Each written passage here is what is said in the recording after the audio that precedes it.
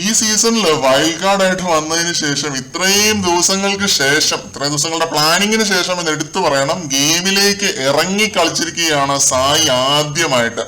സഹയുടെ ഒരു കിടിലൻ ഗെയിമാണ് ലൈവിൽ ഇപ്പൊ കണ്ടത്.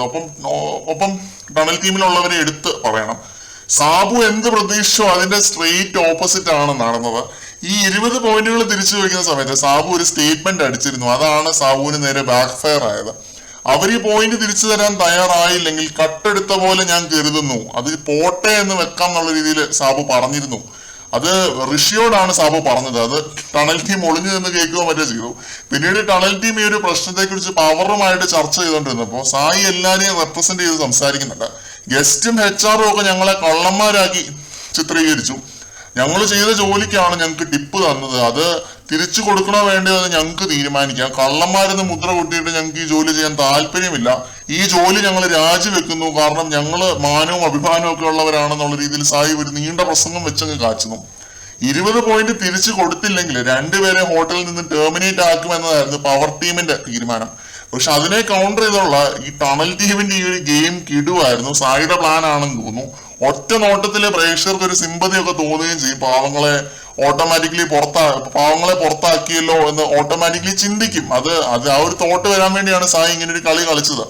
സാബു വളരെ കാഷ്വൽ ആയിട്ട് പറഞ്ഞൊരു ഡയലോഗാണ് കള്ളന്മാര് എന്നുള്ള ആ ഒരു ഡയലോഗ്. അതിലൊരു തെറ്റും ഞാൻ കാണുന്നില്ല.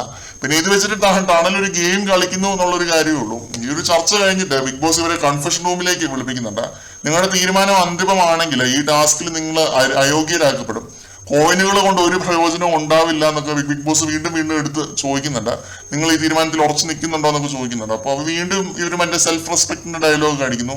കള്ളന്മാരെന്ന് വിളിച്ചു, ഞങ്ങളെ അധിക്ഷേപിച്ചു, ഞങ്ങളെ കള്ളത്തരമൊന്നും കാണിച്ചിട്ടില്ല, പക്ഷെ ഞങ്ങളെ കള്ളന്മാരാക്കി ചിത്രീകരിച്ചു എന്നൊക്കെ പറഞ്ഞിട്ട് ബിഗ് ബോസ് തന്നെ എന്നിട്ട് ഇവരോട് പറയുന്നുണ്ട്, ഓക്കെ പൊക്കോളാൻ പറയുന്നുണ്ട്, രാജിവെച്ച് പൊക്കോളാൻ പറയുന്നുണ്ട്. ഈ ടാസ്കിൽ ഇവര് ഔട്ടാണ്, മൊത്തത്തിൽ ഔട്ടാണ്. ഇപ്പം നെസ്റ്റും 10ഉം തമ്മിലാണ് ഇനി മത്സരം നടക്കാൻ പോകുന്നത്.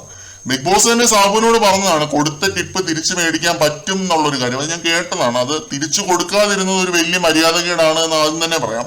പിന്നെ സാബു പോയിന്റ് തിരിച്ചു മേടിക്കാൻ ഒരു പ്രഷർ ടാക്ടിക് പയറ്റി നോക്കിയതാണ് ഈ ഒരു ഡയലോഗ് ഒക്കെ അടിച്ചിട്ട്. അതിലും ടണല് വീഴുന്നില്ല. അവര് ജോലി രാജിവെച്ച് പോകുന്നു ലാസ്റ്റ്. നല്ല ഗെയിമാണ്, പക്ഷെ പ്രേക്ഷകരെല്ലാം കൂടി എടുത്തു വെച്ച് നോക്കിയിട്ടേ വിലയിരുത്തത്തുള്ളൂ.